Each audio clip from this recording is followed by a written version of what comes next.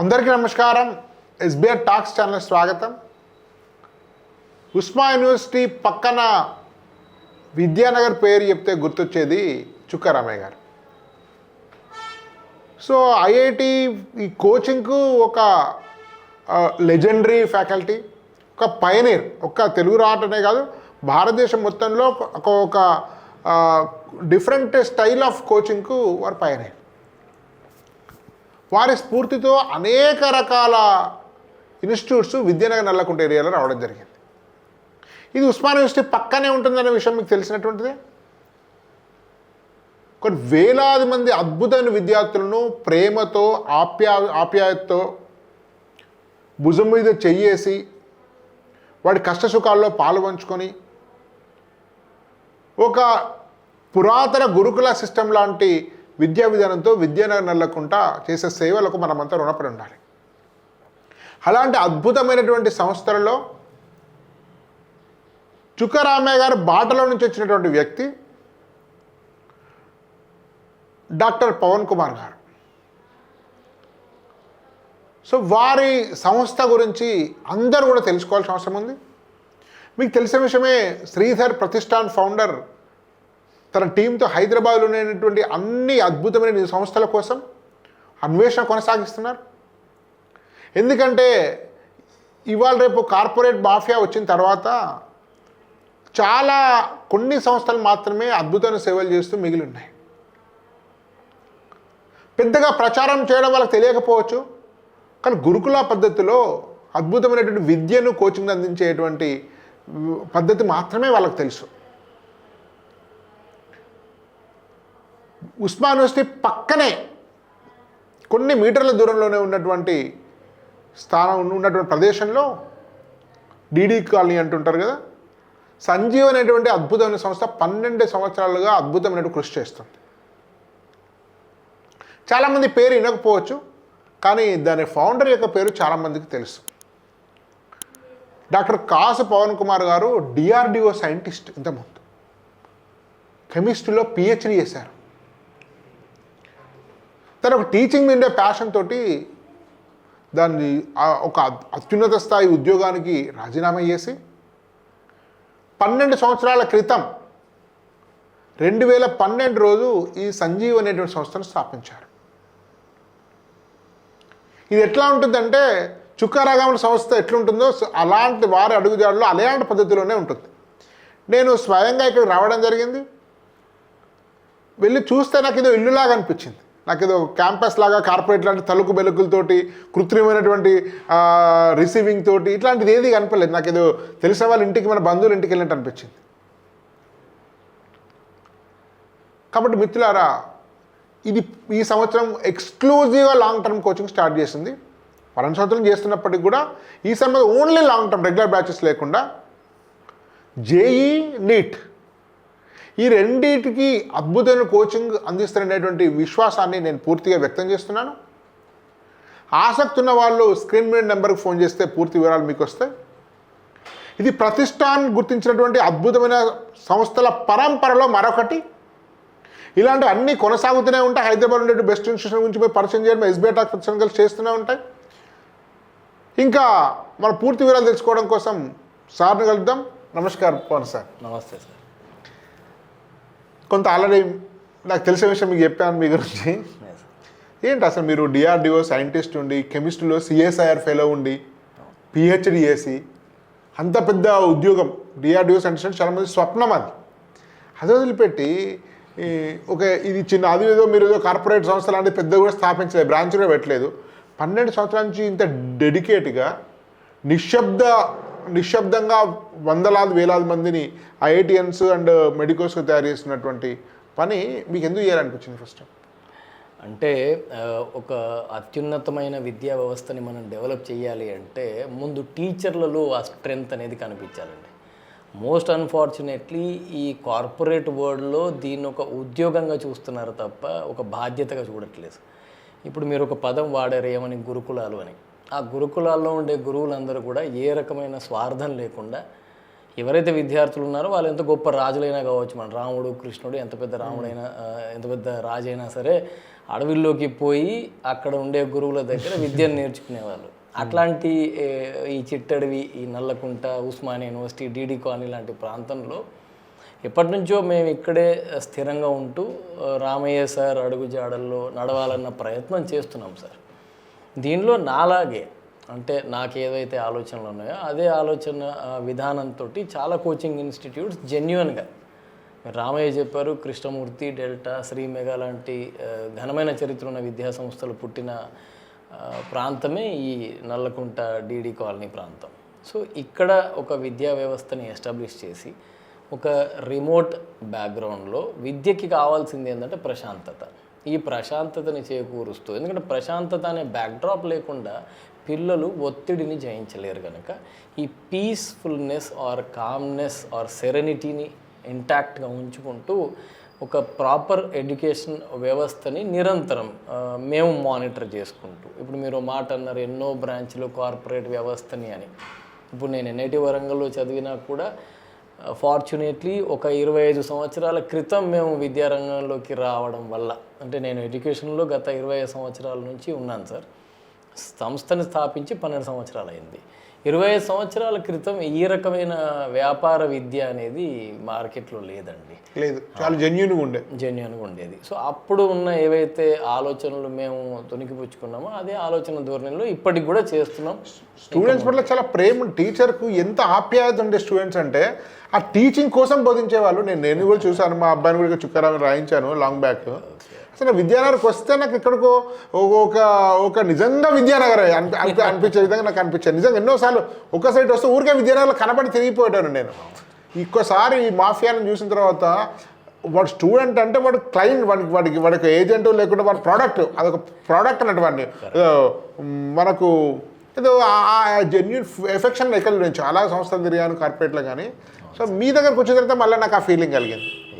అంటే చాలామంది స్టూడెంట్స్ మాతో పర్సనల్గా అటాచ్ అయ్యి ఉంటారండి. ఇప్పుడు ఎగ్జామ్ అయిపోయింది, వాళ్ళకు మాకు బంధం తెగిపోయింది అనేది కాకుండా, ఇప్పుడు మొన్న రీసెంట్లీ లహరి అనే ఒక స్టూడెంట్ ఐఐటీలో చదివి, ఐఐటి మండీలో తనకి మైక్రోసాఫ్ట్ సంస్థలో ఉద్యోగం వచ్చిన తర్వాత కూడా ఈ టైంలో కూడా వచ్చి మా దగ్గర బ్లెస్సింగ్స్ తీసుకున్నారు. అంటే గుర్తుంచుకొని మరి అది విద్యానగర్ కల్చర్ అనుకోవచ్చు దాన్ని చేస్తారు. విద్యానగర్ కల్చర్ ఇది. ఆ లవ్ అండ్ ఎఫెక్షన్ అనేది ఇప్పటికీ అది ఇంటాక్ట్ ఉంది. మీకు ఎంత ఎఫెక్షన్ లేకపోతే మీరు డిఆర్డిఓ సైంటిస్ట్ నుంచి వదిలేసి ఎందుకు స్టార్ట్ చేస్తారండి? అంటే డిఆర్డిఓ సైంటిస్ట్ వదలడానికి పలు కారణాలు ఉన్నా వీటన్నిటిలో అప్ ఫ్రంట్లో ఉండేది మాత్రం మాకు ఈ ఎడ్యుకేషన్. ఏదో వదిలి మీరు వేరే చేయొచ్చు, మరి దీనికి ఎందుకు వచ్చారంటే డెఫినెట్గా టీచింగ్ మీద మీకు ప్యాషన్ ఉంది.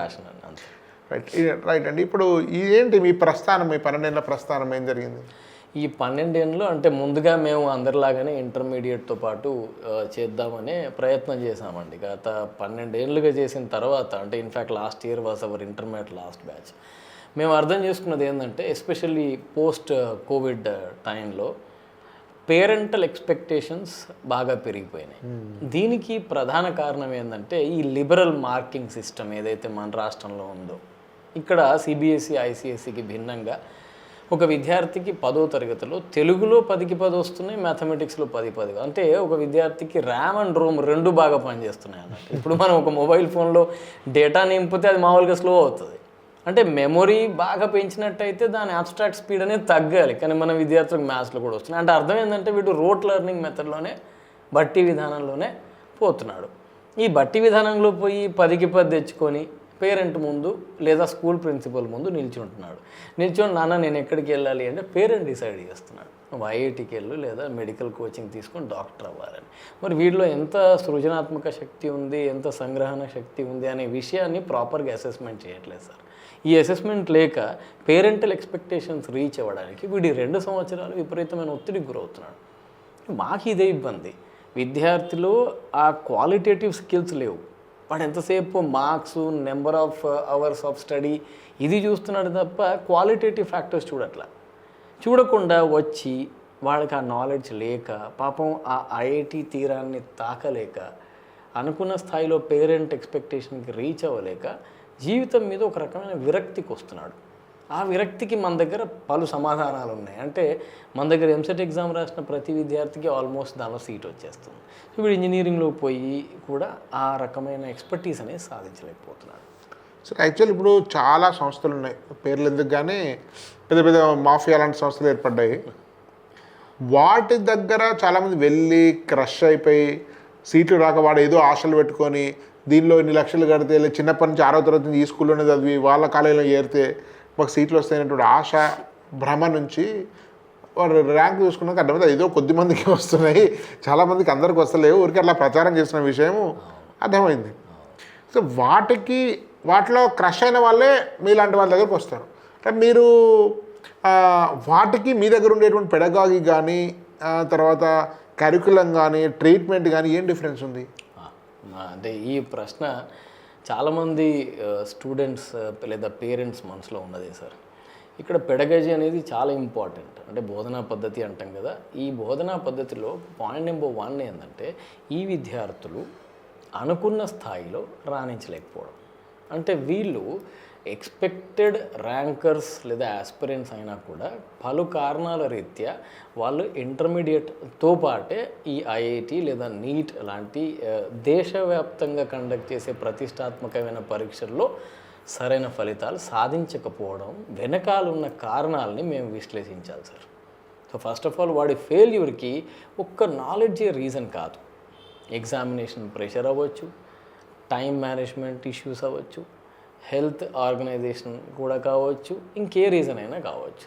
సో కేవలం వాడికి సబ్జెక్ట్ రాదు, నీకేం రాదు. ఇప్పుడు ఫర్ ఎగ్జాంపుల్ ఒక స్టూడెంట్ ఒక ఎగ్జామ్లో ఫెయిల్ అయినట్టయితే ముందు పేరెంట్స్ నుంచి వచ్చే రెస్పాన్స్ ఏంటంటే నువ్వు అన్నిట్లో ఫెయిల్ అవుతావు, నీకేం రాదనే. కానీ ఎందుకు రాదు అనే విషయాన్ని అనలైజ్ చేయడం కోసం మేము ఒక పెడగాజీని స్థాపించాం. ఇందులో భాగంగా అడ్మిషన్కి ఒక పిల్లోడు వచ్చినప్పుడు ఫస్ట్ వాడిని ఫెయిల్యూర్ కేటగిరీ కింద మేము చూడం. ఇప్పుడు మీరు ఒక మాట చెప్పారు, కార్పొరేట్ వ్యవస్థలలో జరిగేది ఏంటంటే క్రమం తప్పకుండా వాడికి పరీక్షలు పెట్టి ఆ పరీక్షలలో వాడికి వచ్చే పర్ఫార్మెన్స్ను బట్టి బ్యాచ్ని షఫుల్ చేస్తూ ఉంటారు. ఈ విధంగా షఫుల్ చేసినప్పుడు ఏమవుద్దంటే వాడి కాన్ఫిడెన్స్ లెవెల్స్ అనేవి ఆబ్వియస్లీ రోజు బై రోజు డ్రాప్ అవుతూ ఉంటాయి. అది పూర్తిగా తప్పు అని మేము నమ్ముతాం. మేము కూడా అదే నమ్ముతాం. సో ఒక స్టూడెంట్కి ఎగ్జామ్ పెట్టిన తర్వాత నేను పర్సనల్గా ఇక్కడ కౌన్సిలింగ్ చేస్తాను సార్. సపోజ్ ఫర్ ఎగ్జాంపుల్ ఒక ఎగ్జామ్లో నేను నీట్ బేస్డ్ ఎగ్జామ్ పెట్టినప్పుడు బయాలజీ, ఫిజిక్స్ అండ్ కెమిస్ట్రీలో ఫిజిక్స్లో తక్కువ రావడం అనేది క్వైట్ ఫినామినల్. అది ఎందుకంటే ఫిజిక్స్లో 20 to 30% మ్యాథమెటిక్ అప్లికేషన్స్ ఉంటాయి. ఈ అప్లికేషన్స్ వాడు ఎప్పుడో 10th తర్వాత మర్చిపోయాడు, ఎందుకంటే ఇంటర్మీడియట్లో వాడు చదివింది బయాలజీ, దానిలో మ్యాథ్ లేదు. సో ఫిజిక్స్ని అదే అప్లికేషన్ మ్యాథ్ ఎంపీసీ స్టూడెంట్ ఇస్తే బాగా చేయగలుగుతాడు, వీడు తక్కువ చేయగలుగుతాడు. ఈ విషయాన్ని అడ్రస్ చేస్తూ నీ ఫిజిక్స్ వీక్ ఉండొచ్చు, కానీ ఫిజిక్స్లో అన్ని టాపిక్స్లో వీక్ ఉండాల్సిన అవసరం లేదు. ఫర్ ఎగ్జాంపుల్ నీకు ఎలక్ట్రిసిటీ అండ్ మ్యాగ్నెటిజం అనేది కష్టం అనిపిస్తే ఆ ఒక్క చాప్టర్ని పక్కన పెట్టి మిగతాయి చేయి. అంటే మనం అంటాం కదా sir, hate the plate but not the meal అని. నువ్వు తిండి మీద ద్వేషం పెంచుకుంటే ఆకలితో ఉండాలి, నీకు ప్లేట్ నచ్చలేదని భోజనం చేయకుండా ఉండదు. మొత్తం ఫిజిక్స్ మీద ఎందుకు నీకు ద్వేషం? కొన్ని టాపిక్స్ ఉన్నాయి కదా, దానిలో కూడా థర్మోడైనమిక్స్ ఉంది, మోడర్న్ ఫిజిక్స్ ఉంది, ప్రాపర్టీస్ ఆఫ్ మ్యాటర్ ఉంది, ఇట్లాంటి ఈజీ టాపిక్స్ పిక్ చేసుకోవచ్చు కదా. సో ఈ విధంగా పిల్లల్ని ముందు ఎగ్జామ్ పెట్టి పర్సనల్గా కౌన్సిలింగ్ చేసిన తర్వాత డ్యూరింగ్ ది ప్రాసెస్ ఇప్పుడు మా దగ్గర ఇప్పుడు విద్యార్థికి ఇంటర్మీడియట్లో ఉన్నప్పుడు 2 years టైం ఉంది సార్. కానీ మా దగ్గర జేడబ్ల్యూకి అయితే 6 నెలలు, ఎందుకంటే వాడు జనవరిలోనే he has to appear for JE mains first phases. అదే నీట్కి అయితే మనకు 12 నెలలు 13 నెలలు టైం ఉంటుందండి. ఈ టైం ల్యాబ్స్లోనే 2 సంవత్సరాలు ఇంటర్మీడియట్ కవర్ చేసుకుంటూ వాడి ఫెయిల్యూర్స్ మీద, వాడు ఎక్కడెక్కడైతే ఫెయిల్ అయ్యాడో, వాడు ఎక్కడెక్కడైతే మిస్టేక్స్ చేశాడో దాని మీద ఫోకస్ పెడుతూ వాళ్ళని ర్యాంకర్స్ కింద మార్చాలి అనేది మా ప్రాసెస్. ఈ ప్రాసెస్లో నాకేంటంటే చాలామంది అడిగారు నన్ను, ఇప్పుడు లాంగ్ టర్మ్ కింద మారుస్తున్నాం, ఇట్స్ ఎ బిగ్ రిస్క్ అని. I believe it is easy. Because ఒక స్ట్రగ్లర్ ఎవరైతున్నాడో ఆస్పిరేషన్ ఉంది అంటే వాడు లాంగ్ టర్మ్కి వస్తున్నాడు అంటే వాడు వస్తున్నట్టు లాంగ్ టర్మ్కి వస్తున్నట్టు ఆస్పిరేషన్ ఉంది, వాడు ఒక స్ట్రగ్లర్, వాడిలో కొంత మనం ఇగ్నైట్ చేయగలిగితే ఆ ప్యాషన్ అనేది. ఫస్ట్ వానికి ఎమోషనల్ సపోర్ట్ చాలా అవసరం ఉంటుంది. సో నాకెందుకు ఈ ప్రాసెసే ఈజీ అనిపించింది అండి. అది ఇప్పుడు మీ దగ్గర only long term, no intermediate. So మీ ఎనర్జీ, మీ టైము మొత్తం కూడా ఈ లాంగ్ టర్మ్ బ్యాచ్ మీదనే పెడతారు, ఇంకా వేరే పని లేదు మీకు? ఇంకా లేదు. బహుశా ఇట్లాంటి హైదరాబాద్ మొత్తంలో చాలా తక్కువ ఉన్నట్టుంది నాకు తెలిసి. మేబీ వేల మేళ్ళకి పెట్టే సంఖ్యలో ఉండొచ్చు, నాకైతే తెలియదు పెద్దగా. మీ దగ్గర జేఈకి నీట్కి రెండింటికి ఉంది, రెండింటికి లాంగ్ టర్మ్ బాయ్స్కి గర్ల్స్కి. సో గర్ల్స్ మాత్రం గర్ల్స్కి, హాస్టల్ మాత్రం గర్ల్స్కి, బాయ్స్కి హాస్టల్ పక్కన థర్డ్ పార్టీ. థర్డ్ పార్టీ పక్కన ఉంది. అయినా పర్లేదు, ఇప్పుడు ఇంటర్మీడియట్ అయిపోయినాక తర్వాత వాళ్ళు ఇండిపెండెంట్ ఉండగలుగుతారు. 10th క్లాస్ అయిపోయిన వాళ్ళకి థర్డ్ పార్టీ హాస్టల్ ఇష్టబుల్ కాదు, కానీ ఇంటర్మీడియట్ ఆల్మోస్ట్ బీటెక్ వెళ్ళేటోళ్ళు, బీటెక్ వెళ్ళినా కూడా ఎక్కడ రూమ్ తీసుకోనో థర్డ్ హాస్టల్ ఉండేది కాబట్టి వాళ్ళకు ప్రాబ్లం. బాయ్స్కి అయితే పక్కన ఉంది. గర్ల్స్కి ఎంత కెపాసిటీ ఉందండి? గర్ల్స్కి 80 మెంబర్స్ అండి. మొత్తం మీరు ఎంతమంది తీసుకుంటున్నారు? మొత్తం 160 స్టూడెంట్స్. That's it. టోటల్ 160 మెంబర్స్కే మీ యొక్క టీం పనిచేస్తుంది. అంతే అంతే అంతే సార్. ఓకే. అంటే ఇప్పుడు మార్నింగ్ ఒకసారి మా యాక్టివిటీని అబ్జర్వ్ చేస్తే 6:30 to 8 వాళ్ళు ఒక సబ్జెక్ట్ చదవాలి సార్. ఇది మేమే నిర్ణయించాం స్టడీ అవర్లో. 6:30 to 8 మేమే నిర్ణయిస్తామండి. ఇప్పుడు ఫర్ ఎగ్జాంపుల్ ఎంపీసీ స్టూడెంట్స్ అయితే మేమేమంటామంటే ఫ్రెష్ మైండ్ ఉంటుందిగా మార్నింగ్ టైంలో, why don't you study physics during that time. ఎందుకంటే ఫిజిక్స్కి చాలా ఫ్రెష్ మైండ్ అవసరం సార్. ఆ తర్వాత 8 to 8:30 వాళ్ళు బ్రేక్ఫాస్ట్ కంప్లీట్ చేసుకుని 8:30 నుంచి 5:30 వరకు క్లాసెస్ వింటారు sir. 6:30 to 8 study hour, 8:30 to 5:30 classes. ఈ classes cum study hours, only classes sir. Classes మొత్తం క్లాసెస్ అంటే ఏంటంటే ఇప్పుడు 9 గంటలు మనకు టైం దొరికింది కదా సార్. ఒక సబ్జెక్ట్కి వాళ్ళు ఖచ్చితంగా 3 గంటలు స్పెండ్ చేయాలండి టీచర్ సమక్షంలో. 3 గంటల క్లాసే ఉంటుందా? క్లాస్ ఉండదు మళ్ళీ టీచర్ సమక్షంలో. ఇన్ ద సెన్స్ ఇప్పుడు మామూలుగా కార్పొరేట్లో లేదా ఇతర ఇన్స్టిట్యూషన్లో జరిగేది ఏంటంటే వాళ్ళ దగ్గర 10ల సంఖ్యలో బ్యాచెస్ ఉంటాయి సార్. ఒక టీచర్ని పెట్టుకుంటే, సపోజ్ క్వాలిటీ టీచర్ ఉన్నాడు అనుకోండి, ఆయన్ని అన్ని బ్యాచెస్లో టీచింగ్కి వాడతారు, అంతేగాని ఆయన డౌట్స్ క్లియరెన్స్కి వాడరు. మేమేమంటామంటే 3 గంటలు పిల్లలు మా దగ్గర ఉన్నట్టయితే ఆ సబ్జెక్ట్లో 2 గంటలు టీచర్ పాఠం చెప్పి 1 గంట వాళ్ళ డౌట్స్ క్లియర్ చేయొచ్చు కదా. సో ఈ విధంగా 3 గంటల చొప్పున మ్యాథ్స్ ఫిజిక్స్ కెమిస్ట్రీ కావచ్చు, లేదా బయాలజీ ఫిజిక్స్ కెమిస్ట్రీ కావచ్చు 3 గంటలు అప్పగిస్తారు. వాళ్ళు టీచ్ చేసుకోవచ్చు, కొంత డౌట్స్ క్లారిఫై చేయొచ్చు, కొంత స్టడీలో పెట్టచ్చు, ఆ టీచర్కే వదిలేస్తారు మీరు. అంతే, రైట్, ప్యూర్లీ. కాకపోతే టీచింగ్కి 2 hours పెడతాం, ఎందుకంటే సిలబస్ 2 మినిమం 2 hours టీచింగ్ ఉంటుంది, మిగతా 1 hour అనేది డౌట్స్ క్లారిఫికేషన్ పడుతుంది సార్. ఆ తర్వాత ఈవినింగ్ 5:30 to 6:30 స్నాక్స్ బ్రేక్ లాగా ఇచ్చి బట్టలు మార్చుకొని ప్రశాంతంగా పిల్లలు స్టడీ అవర్ కూర్చున్నప్పుడు 6:30 to 8 మేము చెప్పే సబ్జెక్ట్ కెమిస్ట్రీ చదవమని చెప్తాం. ఆ తర్వాత రాత్రిపూట వాళ్ళకి ఇష్టమైన మ్యాథ్ కానీ లేదా బయాలజీ కానీ ఆ సబ్జెక్ట్ నైట్ 8:30 to 10 చదవమని చెప్తాం సార్. శనివారం నాడు సాయంత్రం ఏ రకమైన స్టడీ అవర్స్ ఉండవు. ఆదివారం కూడా హాఫ్ డే స్టడీ అవర్ పెట్టి మిగతా టైంలో ఇండోర్ గేమ్స్ లాంటి ఏవైతే ఉన్నాయి సార్, టేబుల్ టెన్నిస్ కానీ క్యారమ్స్ కానీ ఇట్లాంటి గేమ్స్ ఆడుకోమని వాళ్ళకి ఫ్రీగా చెప్తాం. న్యూస్ పేపర్ రీడింగ్ ఒకటి, యోగా ఒకటి, వాళ్ళు స్ట్రెస్ తగ్గియడం కోసం మేము చేసే ప్రయత్నం సార్. సో ఇది వెరీ యూనిక్ ఉంది మీ టైం టేబుల్ అవన్నీ కూడా. అంటే ఇంట్లో ఉన్నట్టు పిల్లలు ఉండాలి. ఇది చూస్తే కూడా ఇల్లు ఇది చూస్తే మీకు వస్తున్నాక ఇల్లు అనుకున్నాను. కానీ 12 ఏళ్ళు మనం ఆల్రెడీ తీసుకుపోయి ఒక ఫ్యాక్టరీలో పెట్టినాం కదా సార్. 1 సంవత్సరమైనా కనీసం ఇంట్లో ఉండిద్దాం. అంటే పేరెంట్కి కూడా ఇప్పుడు ఏంటంటే కొడుకుని లేదా కూతుర్ని ఇంట్లో చూస్తూనే ఒళ్ళు మడతా ఉంది. అట్లా వీళ్ళు కూడా మారిపోయారు. అదర్ ఫ్యాకల్టీ కూడా మీలాంటి వాళ్ళే ఉంటారు. అంటే almost sir same dedicated commitment and value system ఉన్న వాళ్ళే ఫ్యాకల్టీ కూడా. సార్ యాక్చువల్లీ మీకు లాస్ట్ ఇయర్ ర్యాంక్స్ అవన్నీ ఎట్లా వచ్చాయి యాక్చువల్గా? అంటే లాస్ట్ ఇయర్ లాంగ్ టర్మ్ చెప్పండి. రెగ్యులర్ లాంగ్ టర్మ్ బ్యాచ్కి సంబంధించి మేము ఐఐటి జేఈలో అంటే we don't claim big sir. ఇప్పుడు ఏమవుతూ ఉంటుందంటే ఈ కార్పొరేట్ కాలేజెస్ 6వ తరగతి నుంచే పరీక్షలు పెట్టుకొని మంచి విద్యార్థులను అంటే క్రీమ్ని ఇంతకుముందు మీరు చెప్పిన రామయ్యకు పోయే వాళ్ళని క్రీమ్ రూపంలో ఎత్తుకుపోతున్నారు సార్. ఇప్పుడు మాకు వస్తున్న average and above average candidates ఎవరు అవుతున్నారు వాళ్ళు 25 to 30% ఈ బెస్ట్ మెడికల్ లేదా ఇంజనీరింగ్ కాలేజెస్లో సీట్ తెప్పించడం అనేది మేము ప్రధాన ఉద్దేశంగా పెట్టుకున్నాం సార్. దీనిలో భాగంగా లాస్ట్ ఇయర్ మెడికల్ రిజల్ట్స్ ఒకసారి చూస్తే ఇప్పుడు 650 అబోవ్ వస్తే వాడికి చాయిస్ ఉంటుందండి, నాకు నచ్చిన ఎయిమ్స్ కాలేజీలో చదువుకోవచ్చు అని. 600 అబోవ్ మార్క్స్ వచ్చిన విద్యార్థుల సంఖ్య అవుట్ ఆఫ్ 37. లాస్ట్ ఇయర్ మా లాంగ్ టర్మ్ రిజల్ట్సే చెప్తున్నాను. లాంగ్ టర్మ్ తీసుకున్న 37 మంది విద్యార్థులు 600 అబోవ్ 3 వచ్చిందండి. ఆ తర్వాత 450 అండ్ అబోవ్ ఓపెన్ కేటగిరీలో వస్తే వాడికి కన్వీనర్ కోటాలో మెడికల్ కాలేజీలో సీట్ వస్తుంది మన దగ్గర. 450 అండ్ అబోవ్ వచ్చిన వాళ్ళ సంఖ్య మాత్రం 11 స్టూడెంట్స్కి వచ్చింది. ఆ తర్వాత ఈ 37లో ఇంకొక 7 స్టూడెంట్స్కి ఏదైతే మొన్న ఎంసెట్ రాశారో ఆ ఎంసెట్లో ఫార్మసీలో కానీ లేకపోతే అగ్రికల్చర్ బీఎస్సీలో కానీ మంచి ప్లేస్మెంట్ వచ్చే ఛాన్సెస్ ఉన్నాయి సార్. సో ఒక 25 to 30% ఈ టాప్ మెడికల్ లేదా ఇంజనీరింగ్ కాలేజెస్ పోయినట్టయితే మిగతా స్టూడెంట్స్కి ఇంజస్టిస్ జరగకుండా వాళ్ళ స్థాయికి మించే ఎంసెట్లో ఒక మంచి ర్యాంక్ లేదా బిట్సాట్ లాంటి కాలేజెస్లో ఒక మంచి ర్యాంక్ వచ్చే విధంగానే మా కోర్స్ అనేది డిజైన్ చేశాం. అండ్ ఇది పాసిబుల్ ఎందుకు అవుతుంది అని మేము నమ్ముతున్నామంటే లిమిటెడ్ స్టూడెంట్స్ అవ్వడం వల్ల. అండ్ ఇక్కడ మానిటరింగ్ కానీ సూపర్విజన్ కానీ 10 మంది చేయరు సార్, నేను ఒక్కరినే చేస్తాను. మాకు వేరే వ్యాపకాలు లేవు, వేరే బ్రాంచెస్ లేవు. సో నేను ఇక్కడ మార్నింగ్ 8:30 నుంచి ఈవినింగ్ 6:30 వరకు అందుబాటులో ఉండడం వల్ల ప్రతి ఒక్క టీచర్ అండ్ స్టూడెంట్ యాక్టివిటీని సూపర్వైజ్ చేయడానికి వీలవుతుంది. ఎస్. ఇప్పుడు ఇంజనీరింగ్లో ఎట్లా వచ్చారు?